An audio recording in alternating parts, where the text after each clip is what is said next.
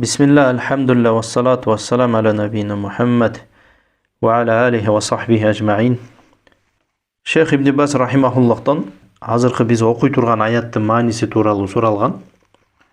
Шейх Ибн Базга Аллах Тааланын ырайымы болсун, жана берекеси болсун, Аллах Таала өз ырайымын алсын, жана күнөөлөрүн кечирген болсун.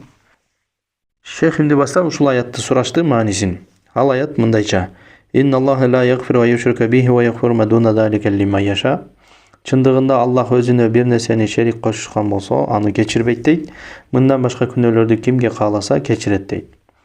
Ва ман юшрик биллахи фақад ифтара исман азима. Ким Аллахка ширк келтирген болсо, ал өтө чоң күнөөнү ойлоп таптыр дейт. Шейх Ибн Баздан ушул аяттын маанисин сурашат. Анан Шейх Ибн Баз рахимахулла жооп берет. Бул аят дейт, өтө бир улуу аяттардан дейт. Жана ошондой эле түшүнүктүү аяттардан дейт. Түшүнүктүү болгон, мааниси катылбаган, түшүнүктүү болгон аяттар дейт. Баарыбызга маалым болгондой эле Курандын аяттары экиге бөлүнөт, мухкам жана муташабих болуп, баягы мухкам деген баягы түшүнүктүү болгон аяттар, ал эми муташабих деген баягы мааниси катылган аяттар. Мааниси катылган дегенде жөнөкөй адамдар түшүнө бербей турган аяттар. Жо болбосо муну деген тафсир илиминде мындай деп коет. Муташабих аяттардын маанисин кандай түшүнөбүз дегенде бул нисби деп коет. Нисби деген салыштырмалуу. Илими бар адамдар түшүнөт, кээ бир адамдар түшүнүшү мүмкүн. Мындай жөнөкөй сөз менен айтканда, муташабих аяттарды кандай түшүнөбүз дегенде, ал деген нисби, салыштырмалуу. Адамдардын илиминин деңгээлине жараша салыштырмалуу. Бир адамга түшүнүктүү, бир адамга түшүнүксүз. Ушундай. Бирокто жалпылай алганда Куран бардыгы түшүнүктүү. Куран түшүнүксүз деген сөз бул жалган адашуу сөздөрдөн. Ошондуктан Куран өзү түшүнүктүү, ар бир эле инсан аңдап, баягы ой жүгүртүп, жана араб тилин үйрөнүп, тафсирлерди окуса, Курандын аяты өзү түшүнүктүү эле болот. Ал эми кээ бир адамдардын айтканы жанагындай Куранды түшүнүш үчүн 17 илим керек, же болбосо 15 илим керек, 20 илим керек, жана башка сен аны билиш үчүн мынча окушуң керек, тигинче окушуң керек, же болбосо сен түшүнбөйсүң, жөн эле жаттай бер деген дагы бул жалган адашууга алып бара турган сөздөр, же болбосо адашуу сөздөр. Анан Шейх Ибн Баз рахимахулла айтат, бул аят дейт, өтө улуу аяттардан, жана ошондой эле бул аят өзү эле түшүнүктүү эле аят. Мисалы, инналлаха ла яғфиру ва юшрика бихи ва яғфиру ма дуна залика лиман яша. Чындыгында Аллах өзүнө бир нерсени шерик кошса дейт, аны кечирбейт дейт. Түшүнүктүү эле. Кимде ким ширк кылса, Аллах Таала кечирбейт экен. Ал эми кимге кааласа ширктен башка күнөөлөрдү кечирет экен. Кайсы бир инсанга кааласа. Ва ман юшрик биллахи фақад ифтара исман азима дейт. Эми Аллах Таала улай айтат, ким Аллахка шерик келтирген болсо, ширк кылган болсо, ал өтө чоң күнөөнү ойлоп таптыр дейт. Ушул аяттан да исман азима баягы чоң күнөө экен, ширк дагы өтө чоң күнөө экен. Андан кийин Шейх Ибн Баз рахимахулла айтат, бул аят дейт, ошол мушриктер, ширк элдери тууралуу түшкөн дейт. Эгерде кайсы бир инсан ширк келтирип, ошол ширк келтирген абалында, мушрик абалында тобо кылбастан өлгөн болсо, анда түбөлүктүү тозокко калат дейт. Эгерде кайсы бир инсан ширк кылып, жана ошол ширкинен тобо кылбай бул дүйнөдөн кайтып кеткен болсо, анда ал түбөлүктүү тозоктук деп айтылат. Буга далил Ниса сүрөсү азыркы аят, инналлаха ла яғфиру ва юшрика бихи. Чындыгында Аллах Таала өзүнө бир нерсени шерик кошушун кечирбейт дейт. Мындайча айтканда, Аллах Таала ал адамды, ширк келтирген адамды кечирбейт. Эгерде тобо кылып эле өлгөнгө чейин, же болбосо күн батыштан чыкканга чейин тобо кылып жетишип калбаса. Жана Аллах Таала башка аятта айтат, Маида сүрөсүнүн 72 аятында айтат Аллах Таала, иннаху ман юшрик биллахи фақад харрамаллаху алейхил жанна. Чындыгында ким Аллах Таалага шерик кошкон болсо, ким Аллах Таалага ширк келтирген болсо, фақад харрамаллаху алейхил жанна. Аллах Таала ага бейишти арам кылды дейт. Жана аятты улай Аллах Таала айтат, ва ма'вахун нар, анын бара турган жери тозок дейт, ва ма лиз-залимина мин ансар, жана залымдарга эч кандай жардам болбойт дейт. Ушул аяттан да түшүнөбүз, бул ширк кылган адамдар, булар залымдар экен. Ва ма лиз-залимина мин ансар дейт. Чындыгында баягы зулум келтиргендерге эч кандай жардамчы болбойт дейт. Вал мушрик иза мата аля ширк ла югфар лаху. Эгерде кайсы бир инсан, мушрик инсан, баягы ширк менен жашаган, ширк кылып жүргөн, Аллахка шерик кошкон инсан, ошол абалында, ширк келтирген абалында, же болбосо мушрик абалында өлгөн болсо, анда Аллах Таала аны кечирбейт дейт, анын бара турган жайы тозок болот дейт, жана ага эч кандай жардамчы болбойт дейт. Жана Аллах Таала башка аятта да айтат: "Валау ашраку ла хабита анхум ма кану ямалун" дейт. Эгерде кимде-ким ширк келтирген болсо, ширк кошкон болсо ибадатта, кайсы бир ибадатында, Аллах Таала ла хабита анхум ма кану ямалун дейт.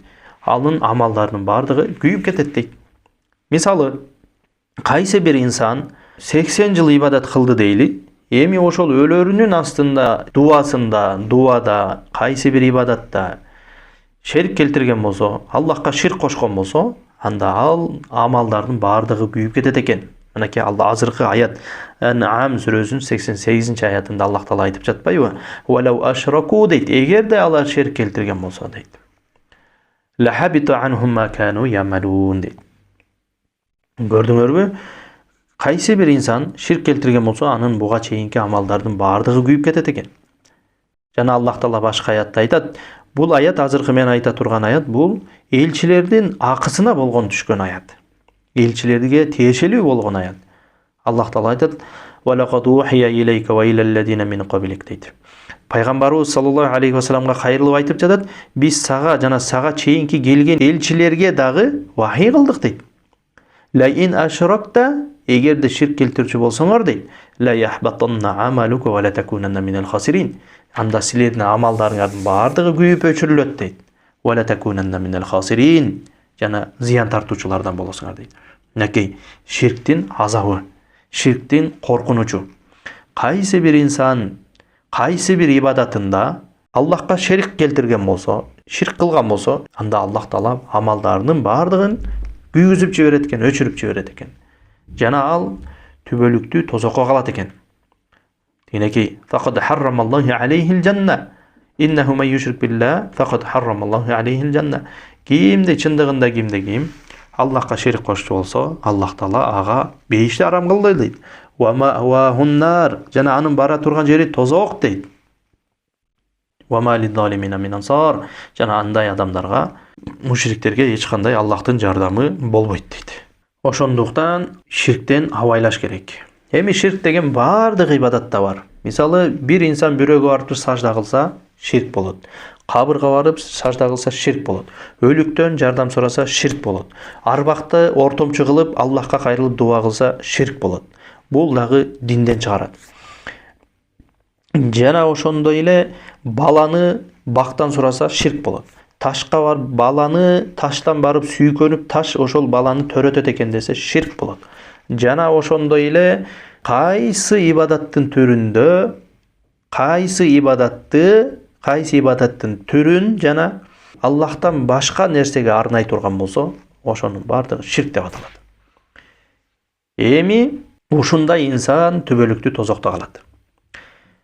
Бирок Аллах Таала бул жерде айтып жатат. Бул жерден максат дейт, бул аяттан максат дейт. Бул ширктин чоң күнөөнүн чоңдугун баяндап жатат дейт. Жана ошондой эле өтө ыплас күнөөлөрдөн дейт. Аллах Таала Куранда айтты го жаңы эле: "Инналлаха ла яғфиру ва юшрика бих". Кимде ким Аллах Таалага шерик кошкон болсо, кимде ким Аллах өзүнө шерик кошконду кечирбейт дейт чындыгында.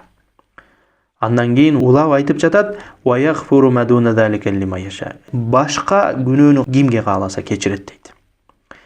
Мындайча айтканда, мааниси ширктен башканы Аллах Таала кимге кааласа кечирет экен. Мисалы, бирөө зына кылып алган болсо, бирөө атенеге ак болгон болсо, бирөө арак ичкен болсо, ушунун бардыгын Аллах Тааланын каалоосунда. Аллах Таала кааласа кечирет аны өзүнүн ырайымы менен, мээрими менен, кечиримдүүлүгү менен. Ал эми кимге кааласа аны өзүнүн адилеттүүлүгү менен ошол күнөөнү жасагандыгы себептүү кыяматта азаптап, бирокто түбөлүк тозокто калбайт мындай инсан. Ширктен башка күнөөнү кылган инсан түбөлүктүү тозокто калбайт. Өзүнүн жазасын алып, анан кайра бейишке кирет. Жана ширктин чоңдугун Аллах Таала ушул аяттын аягында баяндап жатат. Ва ма юшрик биллахи фақад ифтара итман азима дейт. Кимде ким Аллахка шерик кошчу болсо дейт, ал чоң күнөөнү ойлоп таптыр дейт. Ниса сүрөсүнүн 116-аятында Аллах Таала айтат: "Фақад далла далалан баида" дейт. Ал өтө адашыптыр дейт. Катуу адашыптыр дейт. Ширк кылган адам катуу адашыптыр. Өтө терең адашкан адам. Ошондуктан ким Аллах Таалага шерик кошкон болсо, Аллах Таала андан разы болбойт. Эгерде кайсы бир инсан өзү ширк кылып, арбактарды ортомчу кылып аткан болсо, кайсы бир шейхин, кайсы бир олияны, жада калса пайгамбарды, жада калса периштелерди ортомчуга салып, ошолор аркылуу Аллахтан жардам сураган болсо, ушул нерсени туура деп эсептеген болсо дагы, ушул нерседен Аллах Таала разы болот деген болсо дагы, бул өтө терең адашуучулук экен. Фақад далла далалан баида дейт. Чындыгында алар эмне? Өтө терең, катуу адашкан дейт. Ва ма юшрик биллахи фақад ифтара итман азима дейт. Жана ким Аллах Таалага шерик кошчу болсо, ал өтө чоң күнөөнү ойлоп таптыр дейт. Ошондуктан кыскача айтсак, кайсы бир инсан ширк келтирген абалда өлгөн болсо, Аллах Таала аны кечирбейт. Жана анын андай инсанга бейиш арам болот. Ал инсан ким болбосун, араб болобу, араб эмеспи, кыргызбы, башкабы, ким, жинби, инсан бардыгы. Ал эми Аллах Таала ширктен ылдый болгон башка күнөөнү кимге кааласа кечирет. Жөнөкөй башка күнөөлөрдөн. Ал нерсе Аллах Тааланын каалоосунда.